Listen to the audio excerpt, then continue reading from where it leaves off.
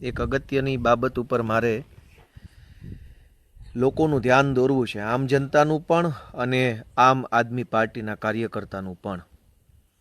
હું જ્યારે આજે આ બોલી રહ્યો છું ત્યારે આમ આદમી પાર્ટી દ્વારા અત્યાર સુધીમાં અંદાજિત 5,000 જેટલા નગરપાલિકા, મહાનગરપાલિકા, તાલુકા પંચાયત, જિલ્લા પંચાયતના ઉમેદવારો જાહેર થઈ ચૂક્યા છે.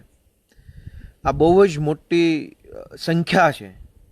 5,000 જેટલા ઉમેદવારો આમ આદમી પાર્ટીમાંથી સ્થાનિક સ્વરાજ્યની ચૂંટણી લડે એ ગુજરાતના ઇતિહાસનો સૌથી મોટો આંકડો છે.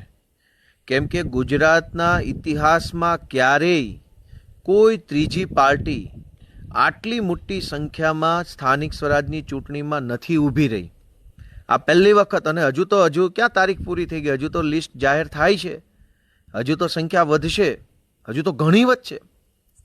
ગુજરાતના ઇતિહાસમાં કોઈ દિવસ 5,000 કરતાં વધુ ઉમેદવારો સ્થાનિક સ્વરાજ્યની ચૂંટણીમાં ભાજપ કોંગ્રેસ સિવાયની પાર્ટી દ્વારા ઊભા રાખવામાં આવ્યા નથી. એટલે પહેલી વસ્તુ તો એ છે કે આમ આદમી પાર્ટી દ્વારા ગુજરાતની અંદર એક નવો ઇતિહાસ સર્જી દેવામાં આવ્યો છે, સર્જાઈ ચૂક્યો છે, જેના આપણે બધાય અભિનંદનને પાત્ર છીએ. હું, તમે અને આમ આદમી પાર્ટી સાથે સીધી રીતે કે પરોક્ષ રીતે જોડાયેલા સૌ લોકો એના શુભેચ્છાને પાત્ર છે. બીજી વાત કે ચૂંટણી આવે અને ટિકિટ આપણે માગીએ અને આપણને ન મળે તો સ્વાભાવિકપણે દુઃખ થાય, હતાશા થાય, અલગ અલગ પ્રકારના વિચારો આવે.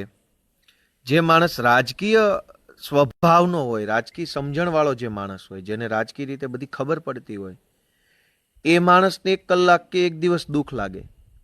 જે માણસ બિન રાજકીય હોય, સાવ સીધા સાદા સામાન્ય પરિવારમાંથી આવતો હોય, જિંદગીમાં એ રાજનીતિ ક્યારેય જોઈ ન હોય, પહેલી વખત ટિકિટ માગી હોય ને પહેલી વખત ન મળે તો એને કદાચ થોડુંક લાંબો સમય દુઃખ લાગી શકે. કેમ કે રાજકીય માણસો તો શું હોય કે એને બધી ખબર જ હોય કે આ વખતે ન મળે તો આવતી વખતે શું થશે, કેમ થશે, કઈ ચૂંટણીમાં ચોકઠા કેમ ગોઠવવા, સમીકરણ કેમ કરવા, બધી જ રાજકીય માણસોને ખબર હોય.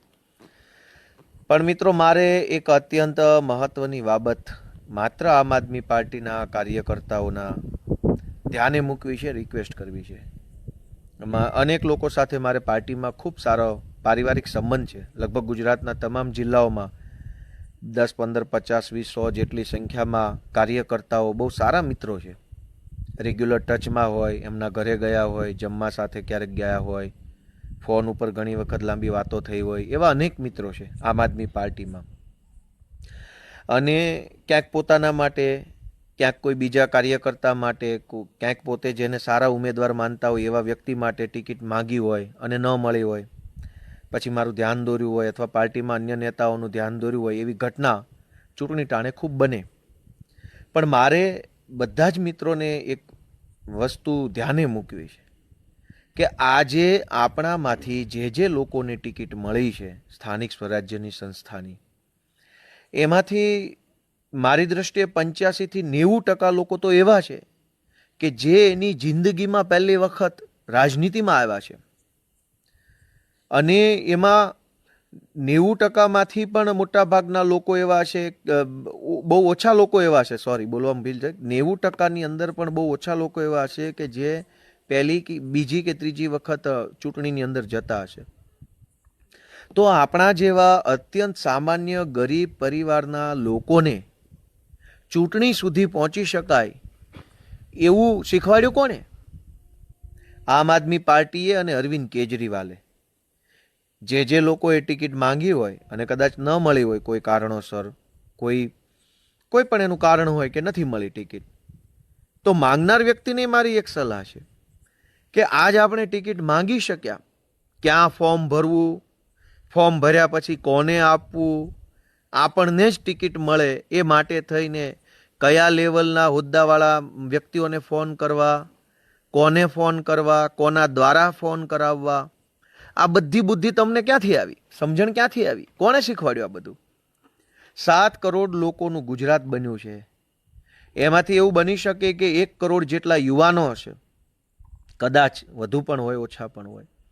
એ 1 કરોડ યુવાનોમાંથી 50 લાખ યુવાનો પણ નથી કે જેને આ બધી ખબર પડતી હોય કે વિવિધ રાજકીય પક્ષોમાં ચૂંટણીમાં ટિકિટ જોતી હોય તો ક્યાં ફોર્મ ભરવું, આ ફોર્મ ક્યારે મળે, આ ફોર્મ ભર્યા પછી કોને આપવું, આપ્યા પછી કોને ભલામણ કરાવવી, ભલામણ કરાવવા માટે ક્યારે ફોન કરવો, કોને ફોન કરવો, આ બધી પણ એક સમજણ આવડતનો વિષય છે. જે મિત્રોને ટિકિટ ન મળી હોય ને કદાચ મનમાં થોડાક દુઃખ લાગ્યું હોય તો તમે જે વિસ્તારમાં જે ગામમાં રહ્યો છો એ ગામના બીજા 50 યુવાનોને પૂછો કે ભાઈ તને કાંઈ આમાં ખબર પડે છે કે પાર્ટીમાં ટિકિટો કેવી રીતે મંગાય, કેવી રીતે. તમે ધારો કે ગોપાલભાઈ ઇટાલિયા છે, એને ટિકિટ ન મળી, જિલ્લા પંચાયતની માંગી, અને ધારો કે ગોપાલભાઈને ટિકિટ ન મળી તો ગોપાલભાઈ દુઃખી થયા દાખલા તરીકે. પણ ગોપાલભાઈએ એવું વિચારવું છે કે તમને આટલું બધું શીખવાડ્યું કોને? આ ટિકિટો માંગવાના લેવલ સુધી કોને પહોંચાડ્યા? આમ આદમી પાર્ટી અને અરવિંદ કેજરીવાલ ન હોત તો આજે આપણે આપણા ગામમાં શું કરતા હોત? આપણા ગામના કહેવાતા જે રાજકીય આગેવાનો હોય, ખાસ કરીને ભાજપના અથવા કોંગ્રેસના, એનાથી આપણે ડરતા હોત.